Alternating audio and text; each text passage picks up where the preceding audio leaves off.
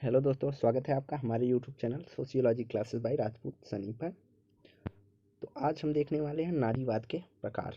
इससे पहले हमने नारीवाद की परिचय और इतिहास के बारे में जाना था, तो आइए देखते हैं।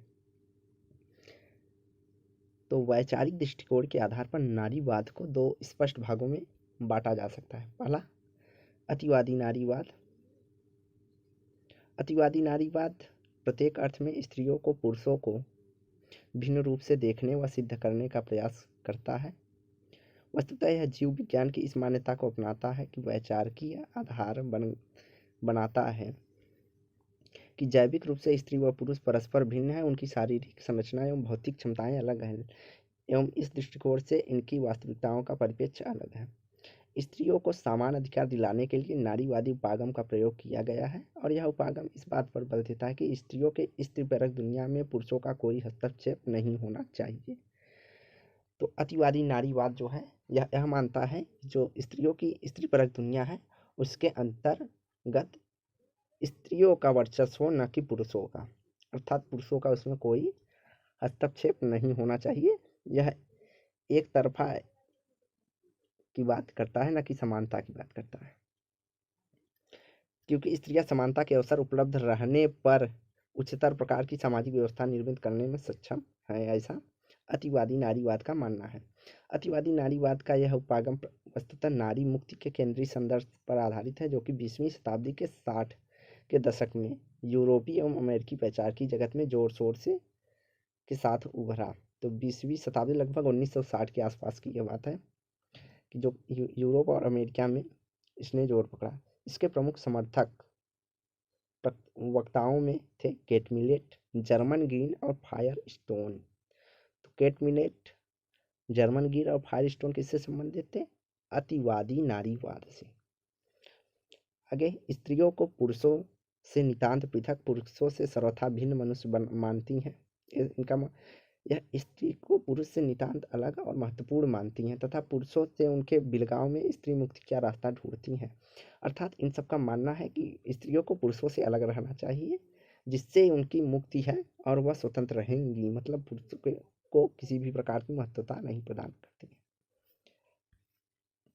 इन नारीवादी विचारकों ने समाज के पितृत्वात्मक स्वरूप को स्त्रियों को हीन दशा का मुख्य कारण माना है। तो इन्होंने स्त्रियों की दशा का मुख्य कारण क्या माना कि जो समाज में व्याप्त इस समय पितृत्वात्मक समाज है या पुरुष प्रधान समाज है, यही स्त्रियों की निम्न दशा का कारण है। नारीवाद का अतिवादी उपागम यह स्पष्ट करने का प्रयास करता है कि विधि, परंपरा, संस्कृति, भाषा, मूल्य, मान्यता, धर्म, ईश्वर, इतिहास, राजनैतिक, आर्थिक तंत्र, अभी तक जो भी नियम कानून बनाए गए हैं, इन सब का पुरुषवादी परिप्रेक्ष्य का अधिक प्रभाव देखा गया है। अर्थात पुरुषों के ही अनुसार इन सब नियमों का बनाया गया है।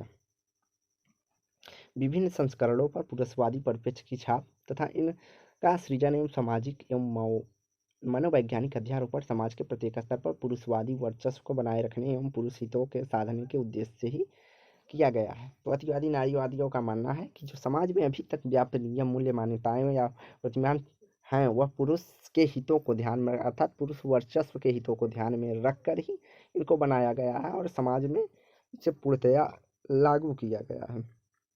कुछ नारीवादी विचारकों ने स्त्रियों की इस दशा का कारण काम वासना आधारित प्रक्रियाओं को माना है और स्त्रियों की यौन मुक्ति की वकालत की है। तो कुछ नारीवादी विचारक थे जिन्होंने कहा कि स्त्रियों की जो काम वासना आधारित प्रक्रिया है, इस कारण स्त्रियों की स्थिति निम्न है, इसलिए स्त्रियों को यौन मुक्ति, वकालत अर्थात पुरुषों के साथ न रहना या विवाह जैसे संबंधों को न बनाना आदि का खंडन करते हैं कि स्त्रियों को स्वतंत्र रहना चाहिए, वह यौन से मुक्ति होनी चाहिए, वे विवाह जैसे परंपराओं को एकदम से झुठला देना चाहिए। सुलामित फायरस्टोन ने अपनी चर्चित पुस्तक द डायलेक्टिक ऑफ सेक्स 1970 में उपरोक्त से आगे जाकर यह स्थापित करने का प्रयास करती हैं कि परंपरागत सामाजिक व्यवस्थाओं में स्त्री असमानता एवं हीनता की जड़ें सामाजिक प्रतिसत्ता तथा आर्थिक राजनीतिक शक्तियों में पुरुषों के हाथों में न होकर लिंग वर्ग पर आधारित भेदभाव है और इन्हीं आधारित भेदभाव शिशुपालन सामाजिकरण की प्रक्रिया में है। उन्होंने कहा है कि पुरुषों के हाथ में नहीं होना चाहिए। अभी तक की जो समाज है वह प्रतिसत्तात्मक है, लिंग अर्थात लिंग के आधार पर। यहाँ तक कि उन्होंने कहा कि जो शिशु पालन होता है उसमें भी लड़के एवं लड़कियों के बीच विभेद किया जाता रहा है। ऐसा सुलामित फायरस्टोन अपनी पुस्तक द डायलेक्टिव ऑफ सेक्स में लिखती है। आगे उन्होंने कहा कि जीव शास्त्रीय भेद आधारित लैंगिक दमन की मुक्ति का एकमात्र उपाय विज्ञान की सहायता से कृत्रिम प्रजनन एवं शिशु पालन की संपूर्ण प्रक्रिया का स्त्रीकरण है, जिसमें बदलाव की जरूरत है। इन्होंने कहा कि इसका निदान होगा कि जो बच्चे पैदा किए जाते हैं वह प्रजनन या शिशु वह उसे कृत्रिम तरीके से किया जाए, जिससे कि स्त्रियों पर स्त्रीकरण का जो प्रक्रिया है उसको बदला जा सके, अर्थात स्त्रियों को सिर्फ बच्चे पैदा करने की मशीन न समझ करके समझा जाए और उससे आगे बढ़ने की ज़रूरत है। इसके लिए उन्होंने कहा कि कृत्रिम प्रजनन एवं शिशुपालन की व्यवस्था की जानी चाहिए, जिससे लैंगिक समानता में कमी आए। इसकी आलोचना नारीवाद का अतिवादी उपागम इस अर्थ में नकारात्मक प्रतीत होता है कि वह समाज में स्त्री पुरुष के संदर्भ में विद्यमान सकारात्मक एवं पारस्परिकता को सिरे से पूर्णतया नकारता है। जैसा कि हमने बताया कि यह सिर्फ स्त्रीत्व को बढ़ावा देना चाहता है या पुरुष प्रधान का दुश्मन था, प्रतिसत्तात्मक समाज का दुश्मन था, अर्थात विवाह जैसी संस्थाओं का यह पूर्णतया खंडन करता है। पूर्व स्थापित मान्यता आगे बढ़ाता है कि पुरुष दुश्मन है तथा इसके अपवाद नहीं है। तो अतिवादी नारीवाद का मानना क्या था? पुरुष दुश्मन है, इसका अन्यथा कोई और विकल्प नहीं है, पुरुष केवल दुश्मन ही है। अतिवादी नारीवाद के प्रवक्ताओं की मान्यताएं एवं उनके पारस्परिक सामाजिक व्यवस्था पर लगाए गए आरोप तथ्यात्मक दृष्टि से सही प्रतीत होते हैं। तो यहाँ पे कहा गया कि तथ्यात्मक दृष्टि से सही प्रतीत होते हैं, पर इनकी पुष्टि करते हुए 1900 में अपने प्रतिवेदन में संयुक्त राष्ट्र संघ का वर्णन करता है। इन्होंने कहा जो आरोप लगाए गए हैं कि पुरुष प्रधान समाज में स्त्रियों के साथ भेदभाव होता है, वह आरोप तो एकदम सही है, तथ्यात्मक रूप से भी सही है, लेकिन इन्होंने जो उपाय बताया है वह सही नहीं है। इसके अलावा उन्होंने इसका वर्णन करते हुए 1980 में जो संयुक्त राष्ट्र संघ का वर्णन करता है कि विश्व जनसंख्या प्रायः आधा भाग महिलाओं का है, वह संपूर्ण श्रम समय 2/3 भाग कार्य करता है, परंतु विश्व का आय का 10वां भाग ही प्राप्त करती हैं। तो संयुक्त राष्ट्र क्या कहता है कि वह श्रम में तो 50% की भागीदारी करती हैं, लेकिन उन्हें आय में केवल 10% प्राप्त होता है, अर्थात उन्हें पुरुषों के समान वेतन की प्राप्ति या मजदूरी की प्राप्ति नहीं होती। ऐसा संयुक्त राष्ट्र संघ ने अपने 1980 के रिपोर्ट में प्रतिपादित किया है या बतलाया है। परंतु हमें समाज के बारे में विचार विमर्श करने में यह ध्यान रखना चाहिए कि भावनात्मक और संवेगात्मक आधारों पर अनदेखी कर अथवा उनको नकार कर व्यापक आधार पर एक संतुलित समाज एवं जीवन की नींव नहीं रखी जा सकती।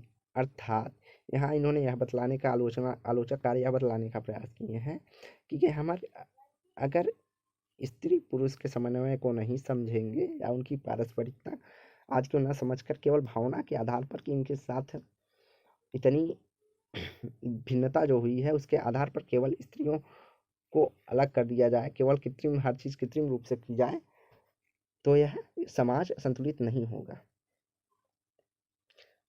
इन्होंने कहा कि समाज केवल स्त्रियों के बूथों पर नहीं चल सकता, सीधी सी बात आलोचकों का यह करना है। समाज को चलाने के लिए स्त्री और पुरुषों के बीच समन्वय की अति आवश्यकता है। और जैसा कि अतिवादी नारीवाद भावनात्मक और संवेगात्मक आधारों पर स्त्रियों के अधिकारों की बात करते हैं, पूर्णतः स्त्रीत्व को लाने की बात करते हैं, अर्थात पारस्परिकता विवाह जैसी संस्थाओं को खत्म कर देना चाहते हैं, तो ऐसा नहीं हो सकता, ऐसे पर समाज नहीं चल सकता, ऐसा आलोचकों का मानना है। तो अतिवादी नारीवाद की आधारभूत मान्यताएं क्या थी? प्रमुख मान्यताएं थी समाज का परंपरागत प्रतिसत्तात्मक स्वरूप सामाजिक व्यवस्था के प्रत्येक भाग में, चाहे वह छोटा हो या बड़ा हो, स्त्रियों की निम्न स्थिति का मुख्य कारण रहा है। यह सही बात थी। प्रतिसत्तात्मक सामाजिक व्यवस्था स्त्रियों के श्रम बल पुरुष वर्चस्व वाली आर्थिक एवं राजनीतिक व्यवस्थाओं का निर्माण एवं का पोषण करती हैं। यह व्यवस्थाएं स्त्रियों के उपकरण के रूप में प्रयोग करती हैं, परंतु इनके महत्वपूर्ण योगदानों को नकारती है। तो यहाँ उन्होंने कहा कि जो प्रतिसत्तात्मक समाज है वह सामाजिक व्यवस्था में स्त्रियों के श्रम बल को पुरुष वर्चस्व वाली आर्थिक एवं राजनैतिक व्यवस्थाओं के निर्माण एवं उनके पालन पोषण में स्त्रियों की भूमिका को एकदम से नकार देती है। अगला, मानव संस्कृति का अधिकांश भाग पुरुषवादी दृष्टिकोण से स्त्री हितों के मूल्य पर पुरुष स्वार्थ को परखता की संतुष्टि हेतु निर्मित किया गया है। अगला तथ्य उन्होंने कहा कि जो मानव की संस्कृति बनी है हर सभी समाजों में पुरुषवादी सोच या दृष्टिकोण के आधार पर बनी है, उनमें स्त्री हितों की बात नहीं देखने को मिलती है, अर्थात पुरुष स्वार्थ की संतुष्टि हेतु निर्मित किए गए नियम एवं मूल्य हैं। आगे इन्होंने कहा उदारवादी या मध्यम मार्गी नारीवाद की भी पुरुष केंद्रित राजनीति का एक छद्म खेल है जो संपूर्ण नारीवाद की वैचारिक आंदोलन की धार को भथोड़ा करता है।